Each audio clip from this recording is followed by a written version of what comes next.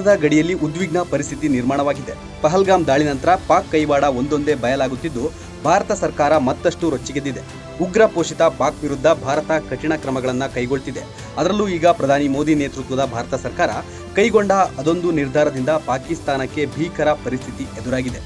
ಕಂಡು ಕೇಳರಿಯದ ಪ್ರವಾಹದಲ್ಲಿ ಕೊಚ್ಚಿ ಹೋಗುವ ಸಂಭವ ಹೆಚ್ಚಿದೆ. ಅದು ಹೇಗೆ ಅಂತ ಹೇಳ್ತೀವಿ. ಅದಕ್ಕೂ ಮೊದಲು ಬಾಸ್ ಟಿವಿ ಕನ್ನಡ ಚಾನಲ್ನ ಸಬ್ಸ್ಕ್ರೈಬ್ ಮಾಡಿ. ಭಾರತದ ನಿರ್ಧಾರದಿಂದ ಪಾಕಿಸ್ತಾನಕ್ಕೆ ಭೀಕರ ಸ್ಥಿತಿ. ಪಹಲ್ಗಾಮ್ ಉಗ್ರರ ದಾಳಿಯಲ್ಲಿ 26 ಜನರು ಬಲಿಯಾಗ್ತಿದ್ದಂತೆ ಭಾರತ ಸರ್ಕಾರ ಸಿಡಿದೆದ್ದಿದೆ. ಹೇಗಾದ್ರೂ ಮಾಡಿ ಈ ಬಾರಿ ಪಾಕಿಸ್ತಾನಕ್ಕೆ ತಕ್ಕ ಪಾಠ ಕಲಿಸಬೇಕು ಅಂತ ಮೋದಿ ಸರ್ಕಾರ ಪಣ ತೊಟ್ಟಿದೆ. ಇದರ ಮುಂದುವರಿದ ಭಾಗವಾಗಿಯೇ ಈಗ ಭಾರತದ ಅದೊಂದು ನಿರ್ಧಾರಕ್ಕೆ ಪಾಕಿಸ್ತಾನ ಪತರುಗುಟ್ಟಿ ಹೋಗಲಿದೆ. ಪ್ರವಾಹದ ಪರಿಸ್ಥಿತಿ ಎದುರಿಸಲಾಗದೆ ವಿಲವಿಲ ಒದ್ದಾಡುವ ಪರಿಸ್ಥಿತಿಗೆ ಸಿಲುಕಿದೆ. ಭಾರತದ ಸಹವಾಸವೇ ಸಾಕು ಅನ್ನುವಷ್ಟರ ಮಟ್ಟಿಗೆ ಪಾಕಿಸ್ತಾನ ನರಳಾಡದೆ ಇರೋಕೆ ಸಾಧ್ಯವೇ ಇಲ್ಲ. ಸಿಂಧೂ ನದಿ ನೀರಿನ ಒಪ್ಪಂದ ಕ್ಯಾನ್ಸಲ್. ಪಾಕಿಸ್ತಾನದಲ್ಲಿ ಸೃಷ್ಟಿಯಾಗುತ್ತೆ ಭೀಕರ ಪ್ರವಾಹ. ಹೌದು, ಈಗಾಗಲೇ ಭಾರತ ಸರ್ಕಾರ ಪಾಕಿಸ್ತಾನ ಜೊತೆಗಿನ ಸಿಂಧೂ ನದಿ ನೀರಿನ ಒಪ್ಪಂದವನ್ನ ಅಮಾನತು ಮಾಡಿದೆ. ಆದರೆ ಪಾಕಿಸ್ತಾನಕ್ಕೆ ಹೋಗುವ ನೀರನ್ನ ಏಕಾಏಕಿ ಸಂಪೂರ್ಣವಾಗಿ ತಡೆ ಹಿಡಿಯಲು ಭಾರತಕ್ಕೆ ಸಾಧ್ಯವಿಲ್ಲ. ಭಾರತಕ್ಕೆ ತಕ್ಷಣದ ಮೂಲ ಸೌಕರ್ಯಗಳ ಕೊರತೆ ಇರುವ ಕಾರಣ ಇದು ಈಗ ಸಾಧ್ಯವಾಗದಿರಬಹುದು. ಮತ್ತೊಂದೆಡೆ ಏಪ್ರಿಲ್ ಸೆಪ್ಟೆಂಬರ್ ವರೆಗೆ ನೀರಿನ ಹರಿವು ಹೆಚ್ಚಿರಲಿದ್ದು ಹಿಮಾಲಯದಲ್ಲಿ ಇರುವ ಹಿಮವೆಲ್ಲ ಕರಗಿ ನೀರಾಗಿ ಹರಿಯಲಿದೆ. ಪಾಕಿಸ್ತಾನಕ್ಕೆ ಹೋಗುವ ಅಷ್ಟು ನೀರನ್ನ ಶೇಖರಿಸಿಡುವ ಸಾಮರ್ಥ್ಯ ಭಾರತಕ್ಕಿಲ್ಲ.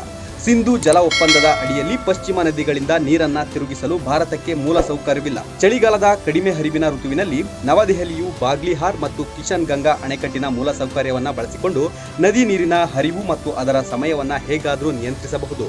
ಈ ಅಣೆಕಟ್ಟುಗಳು ನೀರನ್ನ ಹಿಡಿದಿಟ್ಟುಕೊಳ್ಳಲು ವಿನ್ಯಾಸಗೊಳಿಸಿಲ್ಲ, ಆದರೂ ಹರಿವಿನ ಸಮಯವನ್ನ ನಿಯಂತ್ರಿಸಬಹುದು.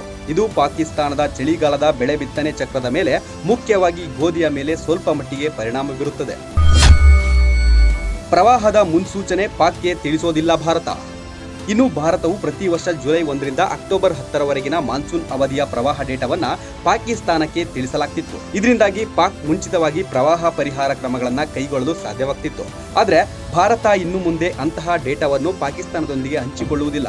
ಹೀಗಾಗಿ ಪಾಕಿಸ್ತಾನಕ್ಕೆ ಯಾವಾಗ ಪ್ರವಾಹ ಬರುತ್ತೆ, ಎಷ್ಟು ಪ್ರಮಾಣದಲ್ಲಿ ಬರುತ್ತೆ ಅನ್ನೋದು ಯಾವುದೇ ಕಾರಣಕ್ಕೂ ಗೊತ್ತಾಗೋದಿಲ್ಲ. ಸಹಜವಾಗಿಯೇ ಇದರಿಂದ ಪಾಕಿಸ್ತಾನ ಭೀಕರ ಪ್ರವಾಹದ ಪರಿಸ್ಥಿತಿ ಎದುರಿಸಬೇಕಾಗುತ್ತೆ ಅಂತ ತಜ್ಞರು ಹೇಳ್ತಿದ್ದಾರೆ. ಒಟ್ನಲ್ಲಿ ಭಾರತದ ನಿರ್ಧಾರಕ್ಕೆ ಪಾಕಿಸ್ತಾನ ಇನ್ಮುಂದೆ ಕೆಟ್ಟ ಪರಿಸ್ಥಿತಿ ಎದುರಿಸಬೇಕಾಗುತ್ತೆ ಅನ್ನೋದ್ರಲ್ಲಿ ಸಂದೇಹವೇ ಇಲ್ಲ. ಭೀಕರ ಪ್ರವಾಹದ ನರ್ತನಕ್ಕೆ ಪಾಕ್ ನರಳಾಡಬೇಕಾಗುತ್ತೆ. ಇನ್ಮುಂದಾದ್ರೂ ಪಾಕಿಸ್ತಾನ ಉಗ್ರ ಪೋಷಕ ನಡೆ ಬದಲಾಯಿಸಿಕೊಳ್ಳದಿದ್ರೆ ಇನ್ನೂ ಕಠಿಣ ಪರಿಸ್ಥಿತಿ ಎದುರಿಸಬೇಕಾಗುತ್ತೆ. Bureau report, Boss TV Kannada. Latest ಹಾಗೂ ಇಂಟ್ರೆಸ್ಟಿಂಗ್ ಸುದ್ದಿಗಳಿಗಾಗಿ ಬಾಸ್ ಟಿವಿ ಕನ್ನಡ ಚಾನೆಲ್ನ ಸಬ್ಸ್ಕ್ರೈಬ್ ಮಾಡಿ. ಹಾಗೆಯೇ ಬೆಲ್ ಐಕಾನ್ ಪ್ರೆಸ್ ಮಾಡಿ. ಇದರ ಜೊತೆಗೆ ಫೇಸ್ಬುಕ್, ಇನ್ಸ್ಟಾಗ್ರಾಮ್, ಎಕ್ಸ್ನಲ್ಲೂ ಮಿಸ್ ಮಾಡದೆ ಫಾಲೋ ಮಾಡಿ.